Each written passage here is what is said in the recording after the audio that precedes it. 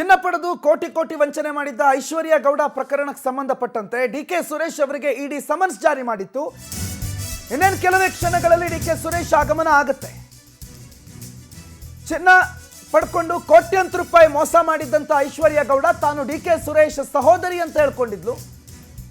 ಹಾಗಾಗಿ ಡಿಕೆ ಸುರೇಶ್ಗೆ ಇಡಿ ಸಮನ್ಸ್ ನೀಡಿತ್ತು. ಆ ಹಿನ್ನೆಲೆಯಲ್ಲಿ ಡಿಕೆ ಸುರೇಶ್ ವಿಚಾರಣೆಗೆ ಆಗಮಿಸಿದ್ದಾರೆ. ಐಶ್ವರ್ಯ ಗೌಡ ಜೊತೆಗೆ ಆರ್ಥಿಕ ವ್ಯವಹಾರಗಳೇನಾದರೂ ಇದೆಯಾ ಅನ್ನುವಂಥ ಪ್ರಶ್ನೆ ಇದೆ. ಆ ಹಿನ್ನೆಲೆಯಲ್ಲಿ ಸಮನ್ಸ್ ನೀಡಲಾಗಿತ್ತು. ವಿಚಾರಣೆಗೆ ಹಾಜರಾಗೋದಕ್ಕೆ ಸಮನ್ಸ್ ಕೊಟ್ಟಿತ್ತು ಇಡಿ. ಈ ಸಂಬಂಧ ಇವತ್ತು ಬರ್ತೀನಿ ಅಂತ ಡಿಕೆ ಸುರೇಶ್ ಹೇಳಿದ್ರು. ಶಾಂತಿನಗರ ಇಡಿ ಕಚೇರಿಯ ಬಳಿ ಬಿಗಿ ಪೊಲೀಸ್ ಬಂದೋಬಸ್ತನ್ನು ನಿಯೋಜನೆ ಮಾಡಲಾಗಿದೆ. ಹಿಂದೊಂದು ದಿನಾಂಕ ನಿಗದಿಯಾಗಿತ್ತು, ಆದರೆ ವೈಯಕ್ತಿಕ ಕಾರಣಗಳಿಂದ ಬೇರೆ ಬೇರೆ ಕಾರ್ಯಕ್ರಮ ಇರೋದ್ರಿಂದ ಬರೋದಕ್ಕಾಗಲ್ಲ. ಮುಂದಿನ ದಿನ ಅಂದರೆ ಮತ್ತೊಂದು ದಿನ ಸೋಮವಾರ ನಾನು ಬರ್ತೀನಿ ಅಂತ ಡಿಕೆ ಸುರೇಶ್ ಇಡಿಗೆ ಲಿಖಿತವಾಗಿ ಉತ್ತರ ಕೊಟ್ಟಿದ್ರು. ಆ ಹಿನ್ನೆಲೆಯಲ್ಲಿ ಇವತ್ತು ಡಿಕೆ ಸುರೇಶ್ ವಿಚಾರಣೆಗೆ ಆಗಮಿಸ್ತಾರೆ. ಡಿಕೆ ಸುರೇಶ್ ಅವರ ಆಗಮನದ ಹಿನ್ನೆಲೆಯಲ್ಲಿ ಬಿಗಿ ಬಂದೋಬಸ್ತನ್ನು ಅಲ್ಲಿ ಏರ್ಪಡಿಸಲಾಗಿದೆ. ಬಟ್ ಐಶ್ವರ್ಯ ಗೌಡ ತಾನು ಡಿಕೆ ಸುರೇಶ್ ಸಹೋದರಿ ಅಂತ ಹೇಳ್ಕೊಂಡಿದ್ಲು. ಅದನ್ನು ಯಾವುದೋ ಸಿನಿಮಾ ನಟನ ಮಿಮಿಕ್ರಿಯೊಂದಿಗೆ ಡಿಕೆ ಸುರೇಶೇ ಮಾತಾಡ್ತಿದ್ದಾರೆ ಅನ್ನೋ ರೀತಿಯಲ್ಲಿ ಬಿಂಬಿಸ್ತಾ ಇದ್ಲು ಅನ್ನುವ ಆರೋಪ ಕೇಳಿಬಂದಿತ್ತು.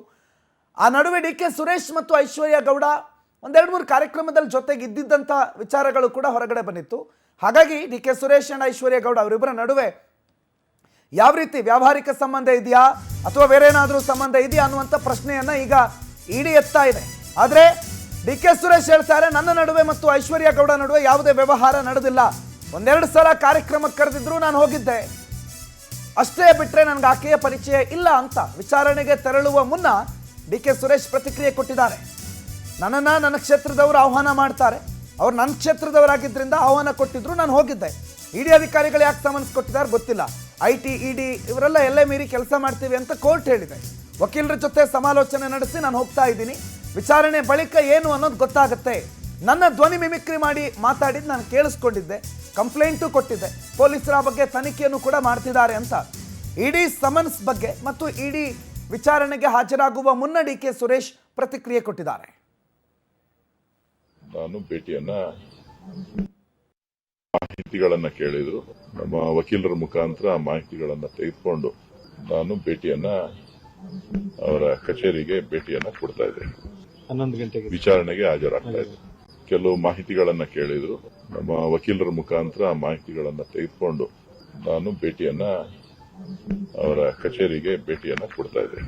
11 ಗಂಟೆಗೆ ವಿಚಾರಣೆ. ನಮ್ಮಿಬ್ಬರ ನಡುವೆ ಯಾವುದೇ ಹಣಕಾಸು ವ್ಯವಹಾರ ಇಲ್ಲ. ನಮ್ಮ ಕ್ಷೇತ್ರದವರು ನನ್ನನ್ನು ಕಾರ್ಯಕ್ರಮಕ್ಕೆ ಹೋಗ್ತೀನಿ. ಹಾಗೆ ಐಶ್ವರ್ಯ ಗೌಡ ಒಂದೆರಡು ಮೂರು ಕಾರ್ಯಕ್ರಮಕ್ಕೆ ಕರೆದಿದ್ರು, ಅದಕ್ಕೆ ಹೋಗಿದ್ದೀನಿ. ಅದನ್ನು ಬಿಟ್ಟರೆ ನನಗೂ ಅವ್ರಿಗೂ ಸಂಬಂಧ ಇಲ್ಲ. ನಮ್ಮ ನಡುವೆ ಯಾವುದೇ ವ್ಯಾವಹಾರಿಕ ಸಂಬಂಧ ಆಗಲಿ ಅಥವಾ ವೈಯಕ್ತಿಕ ಸಂಬಂಧ ಆಗಲಿ ಏನೂ ಇಲ್ಲ. ಇದನ್ನು ಕಂಪ್ಲೇಂಟ್ ಕೂಡ ಕೊಟ್ಟಿದ್ದೆ. ನಾನು ವಾಯ್ಸ್ನ ಏನೋ ಮಿಮಿಕ್ರಿ ಮಾಡಿ ತಾನು ನನ್ನ ಸಹೋದರಿ ಅಂತ ಹೇಳ್ಕೊಂಡಿದ್ದಾಳೆ ಅನ್ನೋ ಕಾರಣಕ್ಕೆ ಒಂದು ಕಂಪ್ಲೇಂಟ್ ಕೂಡ ಕೊಟ್ಟಿದ್ದೀನಿ. ಬಟ್ ಆ ಕಂಪ್ಲೇಂಟ್ ತನಿಖೆ ನಡೀತಾ ಇದೆ. ಇಡಿ ಯಾಕೆ ಕರೆದಿದೆಯೋ ನನಗೆ ಗೊತ್ತಿಲ್ಲ. ದಾಖಲೆಗಳ ಸಮೇತ ನಾನು ಹೋಗ್ತಾ ಇದ್ದೀನಿ ಅಂತ ಮಾಜಿ ಸಂಸದ ಡಿಕೆ ಸುರೇಶ್ ಪ್ರತಿಕ್ರಿಯೆ ಕೊಟ್ಟಿದ್ದಾರೆ. ಇಡಿ ಕಚೇರಿ ಶಾಂತಿನಗರದಿಂದ ನಮ್ಮ ಪ್ರತಿನಿಧಿ ವೆಂಕಟೇಶ್ ನೇರ ಸಂಪರ್ಕದಲ್ಲಿ ಜಾಯ್ನ್ ಆಗಿದ್ದಾರೆ. ವೆಂಕಟೇಶ್, ಡಿಕೆ ಸುರೇಶ್ ಅವರು ಬಂದ್ರ, ಏನೇನು ಸಿದ್ಧತೆ ಇದೆ ಮತ್ತು ಇಡಿ ಸಮನ್ಸ್ ಕೊಟ್ಟಿರುವ ಕಾರಣ ಏನು ಮತ್ತು ಡಿಕೆ ಸುರೇಶ್ ಇವತ್ತು ವಿಚಾರಣೆಗೆ ಹಾಜರಾದ ಬೆನ್ನಲ್ಲೇ ಏನೇನು ಡೆವಲಪ್ಮೆಂಟ್ಗಳನ್ನು ನೀವು ಎಕ್ಸ್ಪೆಕ್ಟ್ ಮಾಡಬಹುದು ವೆಂಕಟೇಶ್?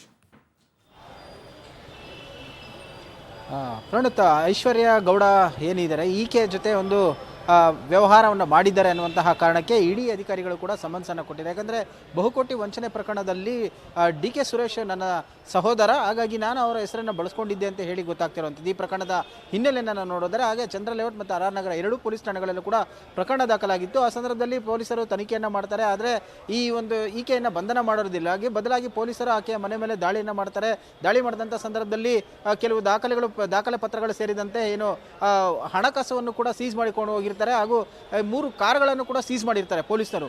ಅದನ್ನು ಹೊರತುಪಡಿಸಿದ್ರೆ ಯಾವುದೇ ರೀತಿಯಾದಂಥ ಆಕೆಯನ್ನು ಬಂಧನ ಮಾಡಿರೋದಿಲ್ಲ. ಆದರೆ ಇಡಿ ಅಧಿಕಾರಿಗಳು ಈ ಪ್ರಕರಣದಲ್ಲಿ ಎಂಟ್ರಿ ಆಗ್ತಿದ್ದಂಗೆ ಆಕೆಯನ್ನು ವಶಕ್ಕೆ ಪಡೆದು ಜೈಲಿಗೆ ಹೊಡ್ತಾರೆ. ಜೈಲಿಗೆ ಹೋಗಿ ಬಂದ ನಂತರ ಕೂಡ ಈ ಪ್ರಕರಣದ ತನಿಖೆಯನ್ನು ಚುರುಕುಗೊಳಿಸಿದ್ದಾರೆ ಇಡಿ ಅಧಿಕಾರಿಗಳು.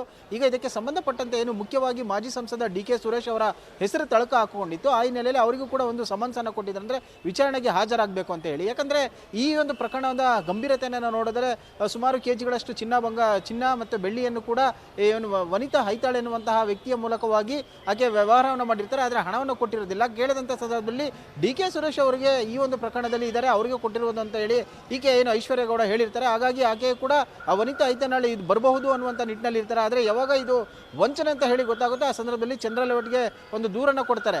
ಆಗ ಈ ಪ್ರಕರಣದಲ್ಲಿ ಹಿನ್ನೆಲೆ ಅಂದರೆ ಡಿ ಕೆ ಸುರೇಶ್ ಅವರ ವಾಯ್ಸ್ ಏನಿದೆ ಅದನ್ನೇ ಮಿಮಿಕ್ರಿ ಮಾಡುವಂತಹ ಕೆಲಸವನ್ನು ಕೂಡ ನಟ ಧರ್ಮ ಅವರು ಮಾಡಿರ್ತಾರೆ. ಸೊ ಹಾಗಾಗಿ ಅವ್ರ ಮೇಲೆ ಕೂಡ ಈ ಒಂದು ಪ್ರಕರಣ ದಾಖಲಾಗಿರುತ್ತೆ. ಸದ್ಯ ಇವತ್ತು ವಿಚಾರಣೆಗೆ ಬರಬೇಕು ಅಂತ ಹೇಳಿ ಕಳೆದ ಗುರುವಾರ ಕೂಡ ಒಂದು ಸಮನ್ಸನ್ನು ಕೊಡ್ತಾರೆ. ಆದರೆ ವೈಯಕ್ತಿಕ ಕಾರಣಗಳಿಂದಾಗಿ ಅವರು ನಾನು ಸೋಮವಾರ ಬರ್ತೀನಿ ಅಂತ ಹೇಳಿ ಇಡಿ ಅಧಿಕಾರಿಗಳಿಗೆ ಒಂದು ಮನವಿಯನ್ನು ಕೂಡ ಮಾಡಿಕೊಡ್ತಾರೆ. ಆ ಹಿನ್ನೆಲೆಯಲ್ಲಿ ಇವತ್ತು ಅವರು ಇಡಿ ಕಚೇರಿಗೆ ಬಂದು ವಿಚಾರಣೆಗೆ ಹಾಜರಾಗಬೇಕು. ಅವರು ಬರುವ ಹಿನ್ನೆಲೆಯಲ್ಲಿ ಪೊಲೀಸರನ್ನು ಕೂಡ ಹೆಚ್ಚಿನ ಒಂದು ಭದ್ರತೆಗೆ ನಿಯೋಜನೆ ಮಾಡಿರುವುದಂತೆ ಇಡಿ ಕಚೇರಿಯ ಮುಂಭಾಗ ಮತ್ತು ಕೆಳಗಡೆ ಏನಿದೆ ಅಲ್ಲಿ ಕೂಡ ಸುಮಾರು 50ಕ್ಕೂ ಹೆಚ್ಚು ಪೊಲೀಸರನ್ನು ಕೂಡ ನಿಯೋಜನೆ ಮಾಡಿದ್ದಾರೆ. ಯಾಕಂದರೆ ಇತ್ತೀಚೆಗೆ ನಡೆದಂಥ ಒಂದು ಬಹುಮೂಲ್ಯ ಎಲೆಕ್ಷನ್ ಏನಿದೆ ಅದರಲ್ಲಿ ಕೂಡ ಇವರು ಗೆಲುವನ್ನು ಸಾಧಿಸಿದರೆ ಆ ಹಿನ್ನೆಲೆಯಲ್ಲಿ ಕಾರ್ಯಕರ್ತರು ಕೂಡ ಹೆಚ್ಚಾಗಿ ಬರುವ ಸಾಧ್ಯತೆ ಇರೋದ್ರಿಂದಾಗಿ ಸಹಜವಾಗಿಯೂ ಕೂಡ ಕಚೇರಿಯ ಮುಂಭಾಗದಲ್ಲಿ ಒಂದು ಗದ್ದಲದ ವಾತಾವರಣ ಉಂಟಾಗಬಹುದು ಅನ್ನುವಂಥ ನಿಟ್ಟಿನಲ್ಲಿ ಕೂಡ ಅದನ್ನು ತಡೆಗಟ್ಟುವ ನಿಟ್ಟಿನಲ್ಲಿ ಪೊಲೀಸರನ್ನು ಈಗ ನಿಯೋಜನೆ ಮಾಡಿರುವಂಥದ್ದು. ಒಂದು ವೇಳೆ ಹೆಚ್ಚಿನ ಸಂಖ್ಯೆಯಲ್ಲಿ ಏನಾದರೂ ಅವರು ಕಾರ್ಯಕರ್ತರು ಬಂದಿದೆ ಆದರೆ ಇನ್ನು ಮತ್ತಷ್ಟು ಪೊಲೀಸರನ್ನು ಕೂಡ ನಿಯೋಜನೆ ಮಾಡಿಕೊಳ್ಳುವ ಸಾಧ್ಯತೆಗಳಿದೆ.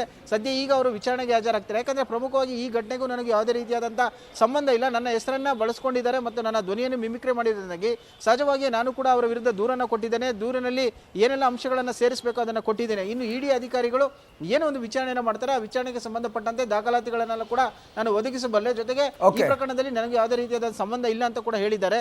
ಆದರೆ ಈಗ ತನಿಖೆಯನ್ನು ನಡೆಸ್ತಾ ಇದ್ದಾರೆ. ಸದ್ಯ ಇನ್ನೇನು ಕೆಲವೇ ಕ್ಷಣಗಳಲ್ಲಿ ಇಡಿ ಕಚೇರಿಗೂ ಕೂಡ ಡಿ ಕೆ ಸುರೇಶ್ ಅವರು ಆಗಮಿಸುವ ನಿರೀಕ್ಷೆ ಇರುವಂಥದ್ದು. ಪ್ರಣುತ್, ಥ್ಯಾಂಕ್ ಯು ವೆಂಕಟೇಶ್ ಮಾಹಿತಿಗೆ.